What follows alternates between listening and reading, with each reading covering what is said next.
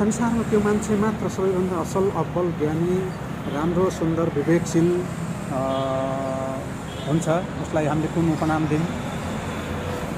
जोसँग संसारको कुनै पनि वस्तुप्रति अहङ्कार छैन, कुनै घमण्ड छैन, कुनै देखावा छैन, कुनै प्रकारको रिस, ईर्ष्या, क्रोध, दाह, लोभ, मोह, पाप कुनै पनि छैन, कसैप्रति भेदभाव छैन, पक्षपात छैन, छ त सिर्फ उसँग प्रेम, सद्भाव, सद्व्यवहार, सद्विश्वास सहितको करुणापूर्ण भावना छ।